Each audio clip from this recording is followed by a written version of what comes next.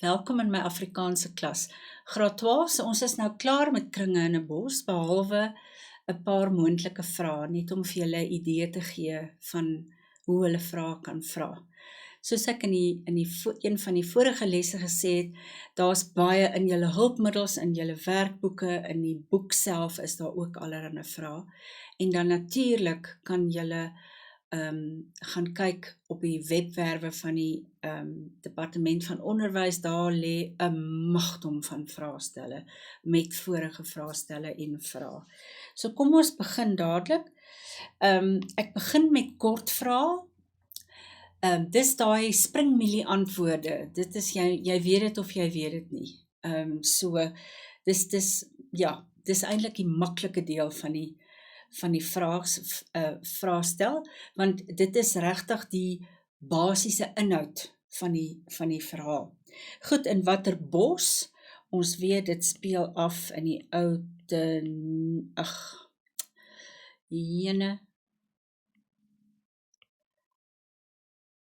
daar is hy.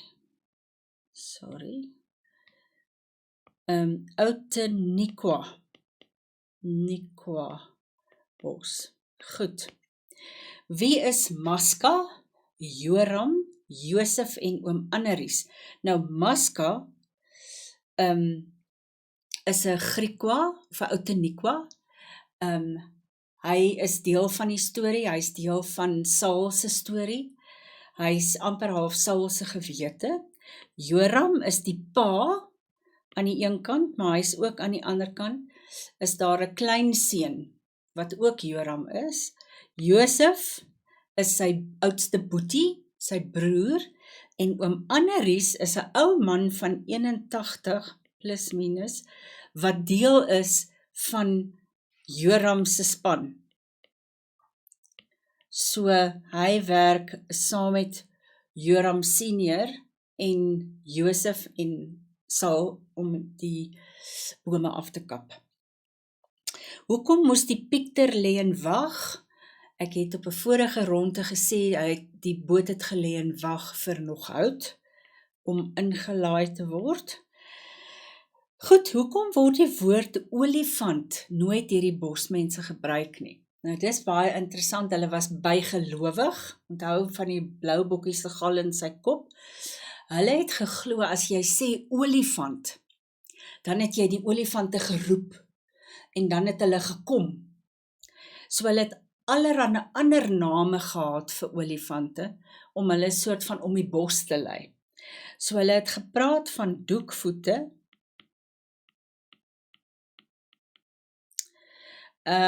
dikbene,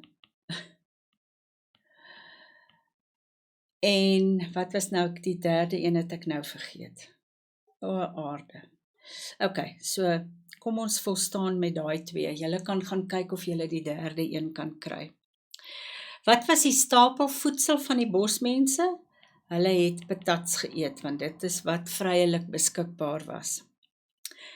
Wat het die bosmense gedoen as hulle olifant teekom? So, as hulle nou stap, if they walk in the forest and all of a sudden there's an elephant, what did they do? They climbed into a tree. In 'n boom geklim. En in die storie is daar 'n hele paar insidente toe Saul 'n klein seentjie was en hy die eerste keer vir Oupoot gesien het hy in 'n boom ingeklim. Toe Kate en Saul agter Oupoot aangeloop het en Oupoot omgedraai het hulle ook in 'n boom ingeklim. Wat verstaan jy onder die term good for? So ons kan sê dis 'n IOU, dis nie jou antwoord nie, hoor. Nee, maar jy kan nie dit skryf in jou antwoord nie, maar dit was 'n stukkie papier wat jou toegelaat het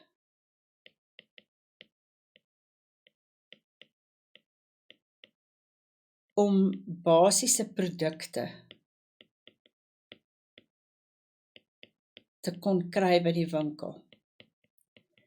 En dit was goed soos koffie en suiker en meel en die mans het ook altyd gesorg vir 'n bietjie twak, tabak laat ek net gou dit vir julle wys, tobacco, en ek herken nie af die Engelse woord, partykeer praat hulle ook van twak, as 'n afkorting.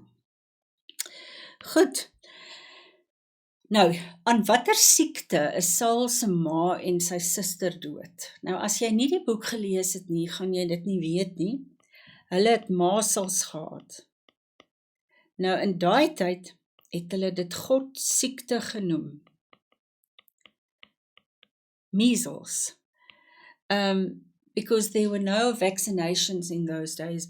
Babies weren't vaccinated when they were just after they were born to prevent this from this illness. And it was something, if you got it, you died. Saul die eerste keer vir Oupo het gesien, dit was toe hy 14 jaar oud geword het. Hoe het Saul gevoel toe hy die eerste keer uit die bos kom? Hy kon nie glo wat sy oë sien nie.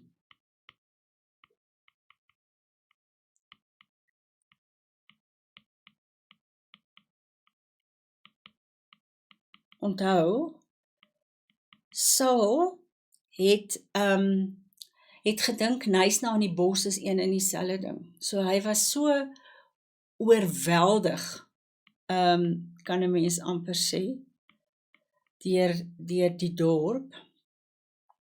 Wat in Nysna het 'n groot indruk op hom gemaak. So what made a huge impression on him?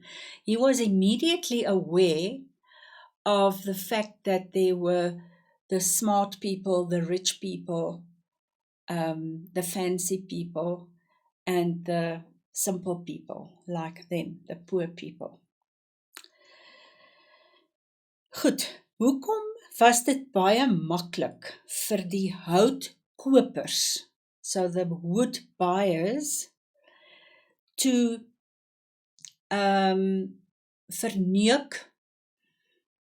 There's a cheat. Yeah, there's another word that I'm thinking about, but I won't say that on air. I think they will ask me to leave.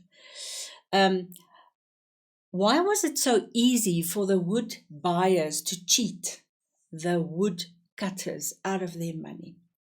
Hulle was almal ongeletterd. So they couldn't read or write, and they were just clueless about what actually happened. Hoe het Joram gesterf? Dis baie hartseer. Daar was 'n geweldige reën in die woud en 'n groot boom het op hom geval. En hoekom dink julle is dit ironies? Why is that ironic?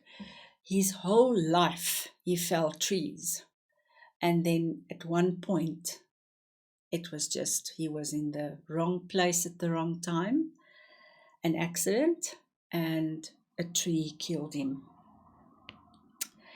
Goed, wat neem Saul homself voor toe hy die eerste keer die plat bloue water van die see sien? Albei, hy het hom voorgeneem om op 'n boot te klim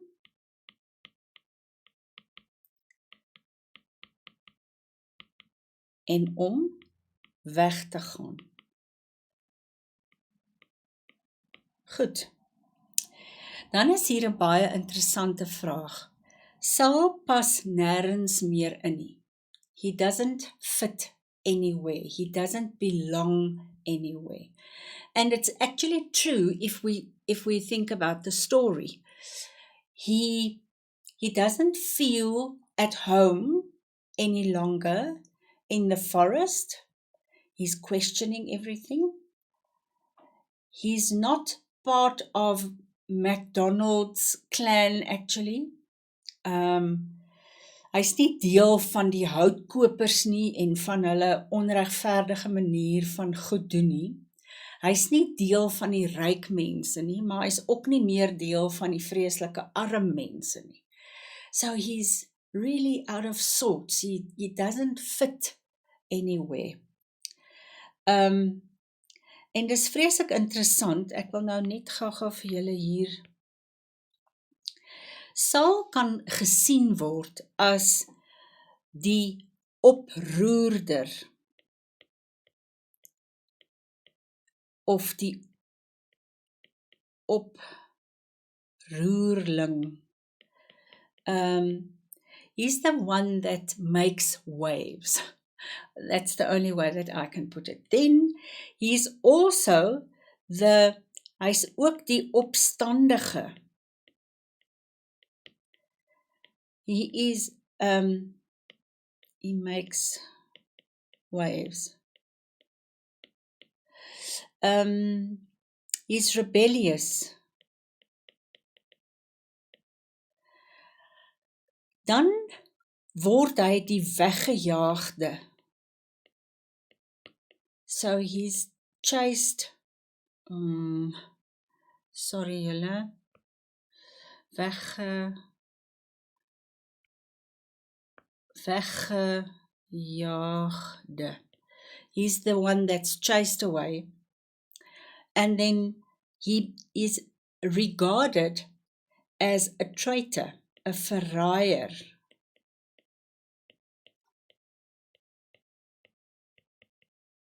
En hierdie 4 woorde, kom ek maak hulle net daai konsep, and this, and this, and this, sums up in a way his character. But in all of this, we know that he was also die geliefde. He was the loved one. As we saw in the story, his father asked Maska to go and check on him, but he never knew that. And ultimately we know that he was loved by Kate. Goed. Nou kom ons by langer vrae. As ek net terug kan na die vorige een, ekskuus. Ek het nou hierdie ene heeltemal gemis. In hoofstukke 8 en 9 word Saul en Patterson se soektog na goud beskryf. This is just an example of a type of question. They could ask you to make a summary, and I think it's a very good way of preparing. If you can take chapter by chapter and you can make a summary out of it. I'm not going to do it with you now. You know how to make a summary. Short words, bullet points, kolpunte. Hulle noem hierdie goeters is kolpunte, né? So as jy dit in 'n vraestel sien, weet wat dit beteken. Dan is hier 'n laaste vraag op hierdie bladsy. Op bladsy 180 staan daar: Saul Barnard loop alleen. So he walks by himself. And the next word is Kate. All right, so the question goes on. Loop Saul werklik alleen? Is he honestly and truly doing life by himself? Do you think it's possible for any person to actually do life all by himself? Not really. As ons mooi daaroor dink. You have other people. It depends on how close the people are to you. But no one can really do life all by himself. There's that classic one, no man is an island. Nee, ons kan nie regtig op ons eie. Ons is gemaak om ander mense in ons lewe te hê. Goed, nou is hier 'n vraag oor Maska, en dis nogals 'n vraag wat ek dink julle miskien 'n bietjie moeite mee kan doen. Maak 'n lys van die dinge wat jy van Maska weet. Hy's 'n Outeniqua, met ander woorde, hy is 'n boerling van die omgewing. Hy's deel van die familie in 'n manier, op 'n manier. Very close to Joram and his family. He knows everything about the bush. Hy ken die geheime van die bos.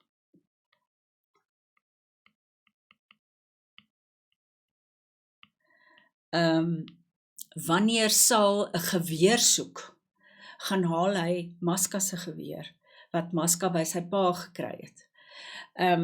Hy's amper die gewete in Saul se lewe. Hy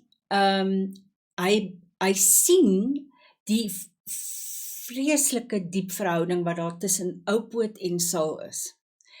En is baie interessant hier, wanneer die mense vir Saul beskuldig daarvan dat hy 'n verraaier is en 'n spioen, dan sê Maska, hy glo dit vir geen oomblik nie, want Oupoot sou nie vir Saul gekies het, as Saul nie 'n goeie mens was nie.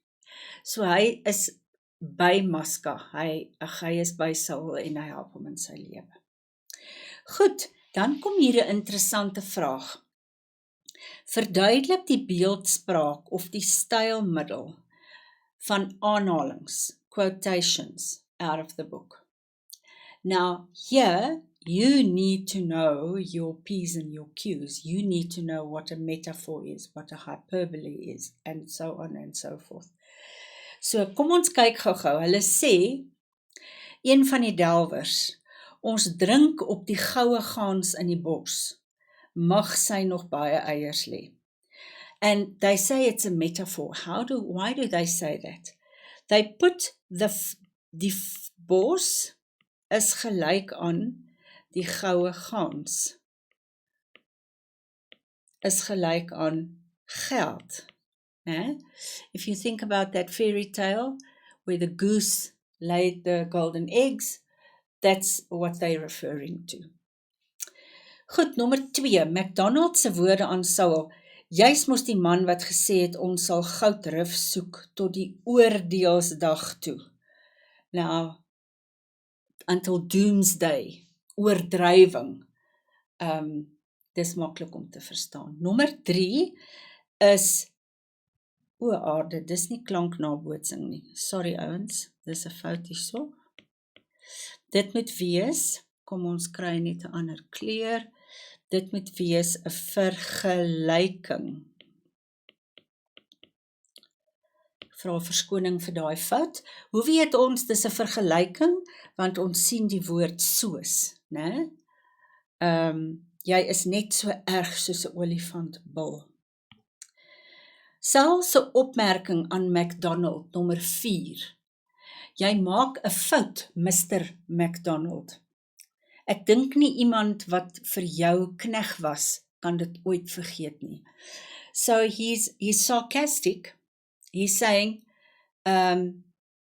nobody can forget working for you, not because it was such a good experience, but because it was such a bad experience.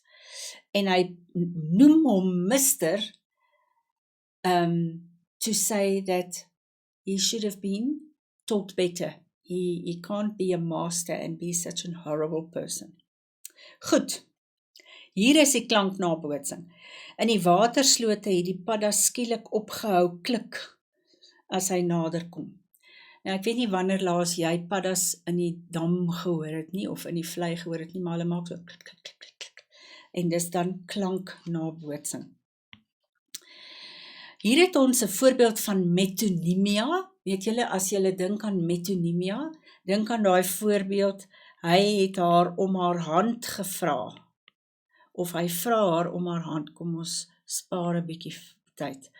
Hy vra haar om haar hand. Okay, so he's asking for her hand in marriage, but he's not going to marry the hand alone, he's going to marry the whole person. So die hand wat koop, is die hand wat kos uitdeel vir die hand wat kap en sleep. So it's referring to the people that buy, the person that hands out the food, the person that chops the wood. Nommer 7, personifikasie. Personifikasie is daar waar jy vir dooie goed, of innate things, give them personal characteristics. En hier sien ons die lantern se wieg, You Rock a Baby, and Dance. And that's why it's personification. Nommer 8, as die eerste delwers vlee was, is die laaste paar weke se aankommelinge brommers.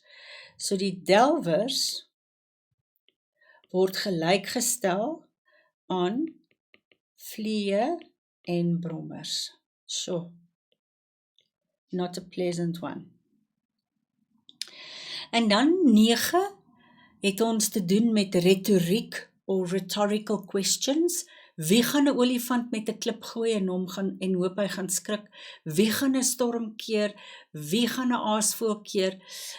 So it's all these rhetorical questions. You don't actually expect an answer on it. And then the last one, dis my glaskas met opgestopte voeltjies. It's such a precious scene in the book where they're going to Meeldorp. It's a little town that was created for the gold diggers. And then she's insisting on this huge, heavy thing that need to go with. And when they asked what's in there, it's her stuffed little birds. And the irony is, she's going to a place in the forest where there are nice naluris and all these beautiful real birds. Goed. Saul is die held van die verhaal, maar nie 'n mens sonder foute nie, bespreek. So he's the hero of the story, but he's not faultless. Like all of us, we have our quirks, we have our shortcomings. So, hy was baie hardkoppig.